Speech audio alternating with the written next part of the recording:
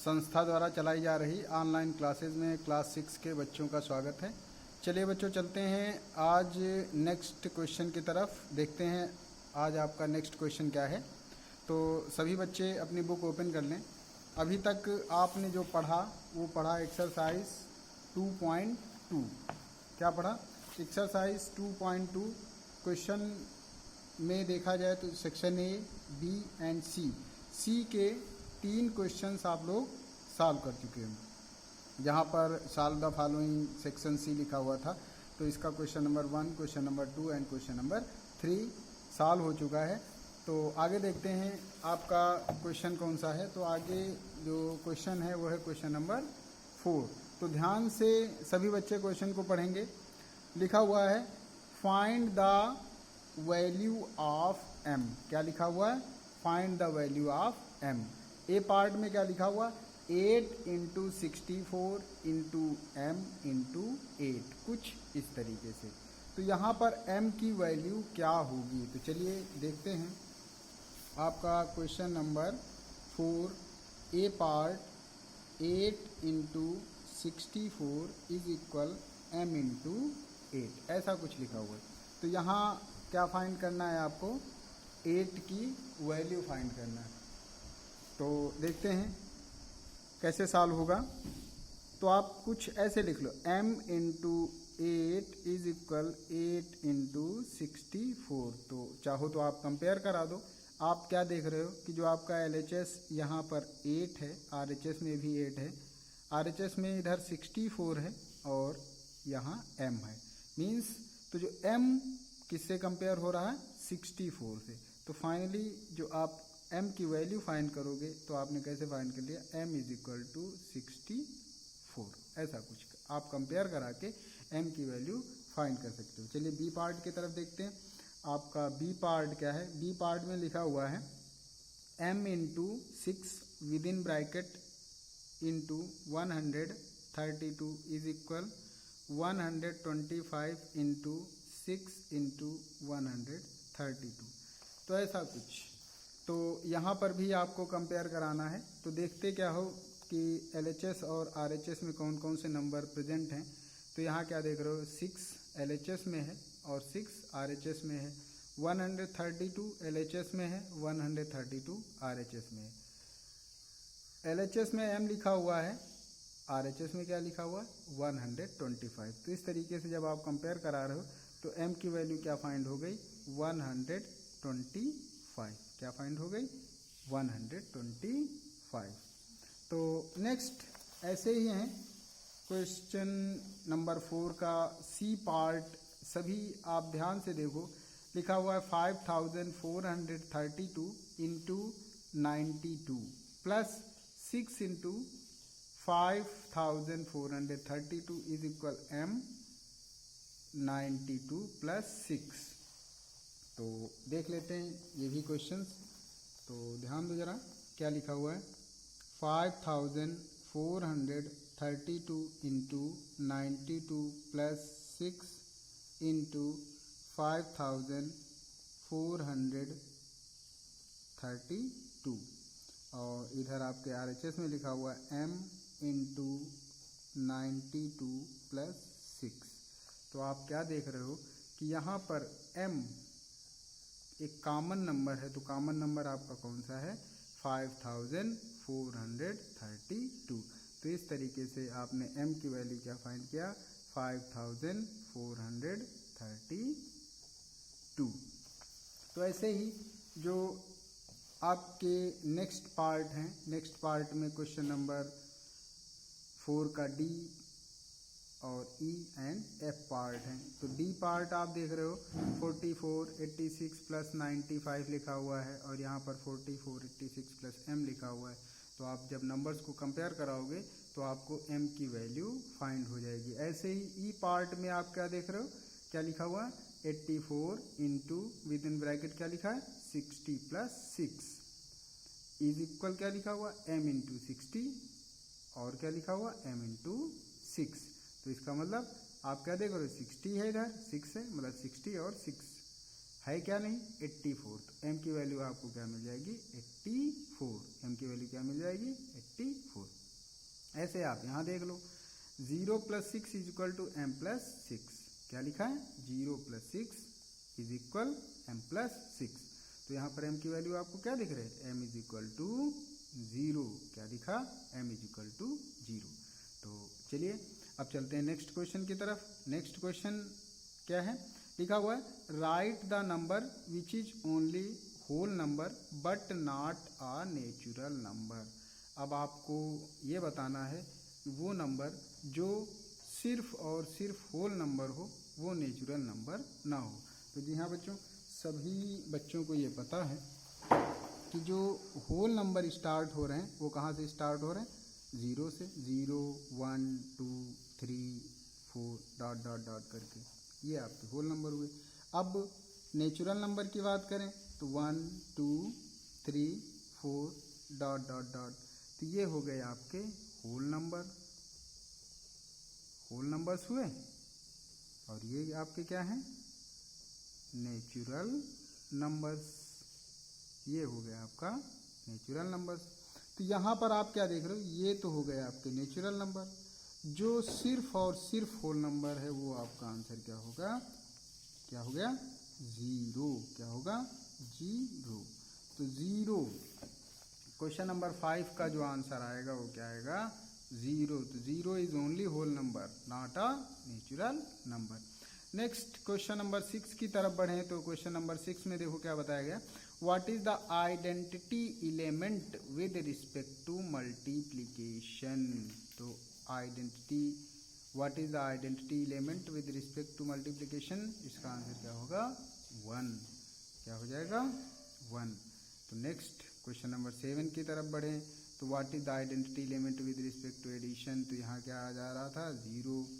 आगे question number 8 है, तो वी नो दैट 0 × 0 = 0। अब आप क्या देख रहे हो, 0 को 0 से मल्टीप्लाई किया जा रहा है तो क्या आता है 0। यहाँ आपसे क्या पूछा जाएगा कि is there some other whole number p such that p × p = p। ऐसे ही जैसे यहाँ पर लिखा 0 × 0 = 0, तो ऐसे ही कोई ऐसे होल नंबर्स आपको बताना है जिनको रिपीट करके मल्टीप्लाई किया जाए तो आंसर वही है, तो वो कौन सा नंबर होगा। तो क्वेश्चन नंबर आप 6, ये है आपका 8, क्वेश्चन नंबर क्या है आपका 8 में क्या दिया गया, देखो 0 × 0 = 0। ऐसे ही यहाँ आपको एक नंबर बताना है p × p = p, तो 0 के अलावा कौन सा नंबर आपको मिल जा रहा है 1 × 1 = 1, तो वो नंबर आपका क्या होगा 1, क्या होगा 1, तो 1 is the answer. Next question की तरफ बढ़ें तो क्वेश्चन नंबर 9 में लिखा हुआ है वी नो दैट 0 + 0 = 0, क्या लिखा है 0 + 0 = 0, तो सभी बच्चों को पता है क्वेश्चन नंबर 9 में जैसे लिखा है 0 को 0 से ऐड किया जाए तो आंसर क्या आएगा 0 आएगा। तो आपसे ये पूछा जा रहा है कि is there some other whole numbers p such that p + p = p, p + p = p, तो 0 के अलावा क्या कोई ऐसा नंबर है जिसको जो ऐड करने पर आंसर वही आए, तो ऐसा नहीं है, ऐसा कोई नंबर नहीं है। तो आप यहाँ के लिखोगे no any other numbers, no any other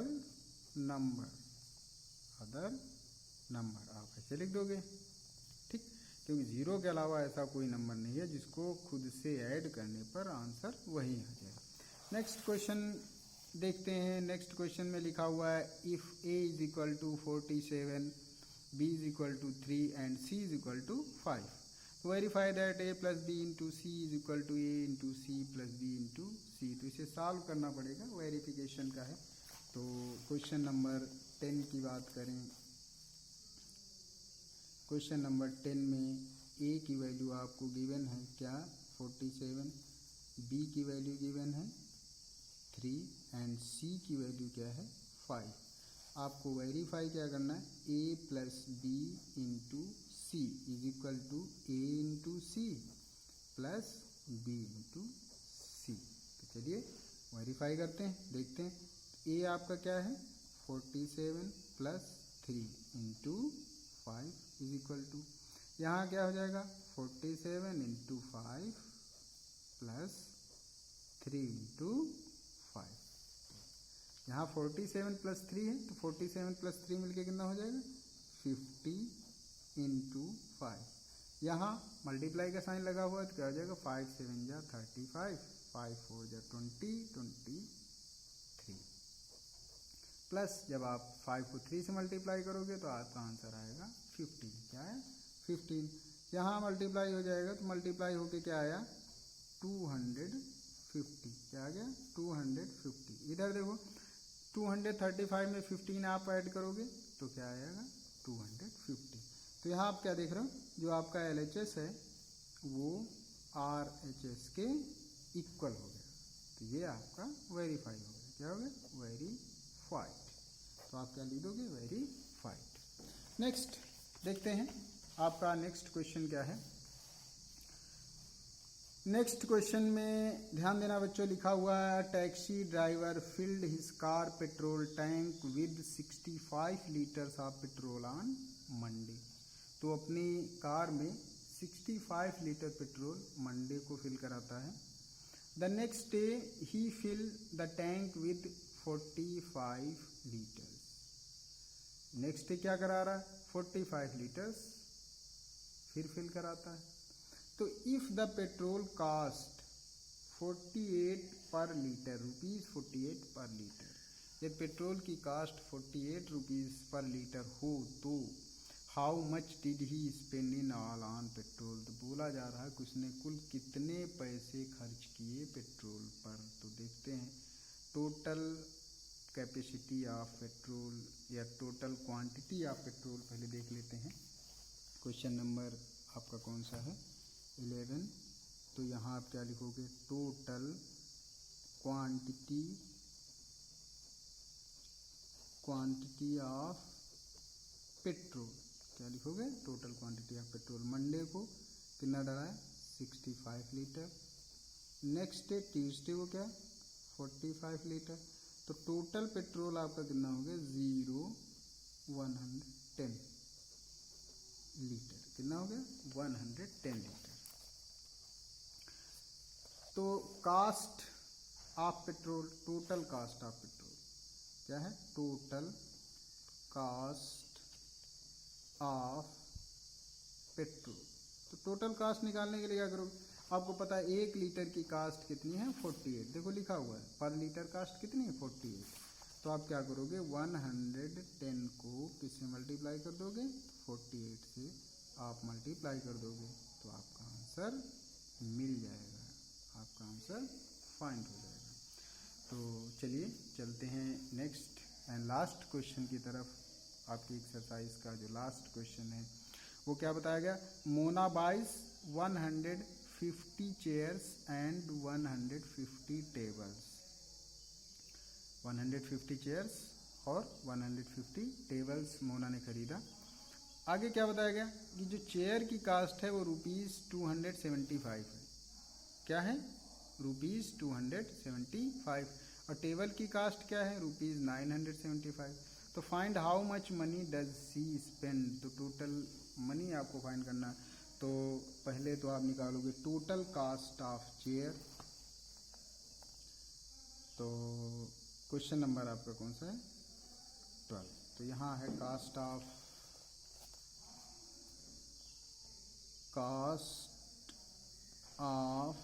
1 chair. Cost of 1 chair आपको पता है ₹275। क्या है 275। कितनी चेयर्स हैं 150। तो आप क्या करोगे कास्ट ऑफ 150 चेयर्स। तो क्या करोगे 275 को 150 से मल्टीप्लाई कर दोगे तो क्या निकलेगा 15 5 जा 75, 15 7 जा 105 एंड 7 तो हो गया 112, 2 कैरी 11, 15 2 जा 30, 40 हो गया 41। तो इस तरीके से आप क्या देख रहे हो, जो कास्ट ऑफ 150 चेयर्स फाइंड किया वो क्या किया 41,250। ऐसे ही आप कास्ट ऑफ वन टेबल, एक टेबल की कास्ट देखते हैं क्या है 975। क्या लिखा हुआ 975। एंड अब कास्ट ऑफ 150 टेबल्स, क्योंकि उसने 150 टेबल्स खरीदा, तो 975 को 150 से क्या करोगे, मल्टीप्लाई कर दोगे। तो देखते हैं क्या आएगा। 15 5 जा 75, 75 का हो गया 5, कैरी 7, 15 7 जा 105, 105 7 12। अब आया 15 9 जा 135, हो गया 45 46। तो आप क्या देख रहे हो, कास्ट ऑफ 150 टेबल्स कितने निकली 46,250। क्या निकला 46,250। तो देखते हैं क्या होगा टोटल कास्ट। तो लिखिए टोटल कास्ट, क्या लिखेंगे, total cost of 150 chairs and 150 tables.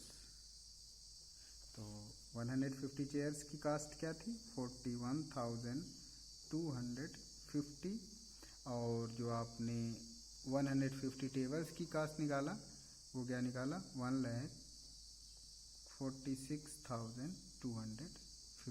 आप क्या करोगे, ऐड कर दोगे 0 0 5, यहाँ आएगा 7 8 1, तो 1,87,500। तो total cost of 150 chairs and 150 tables की क्या फाइंड हुई 1,87,500 रुपीज़।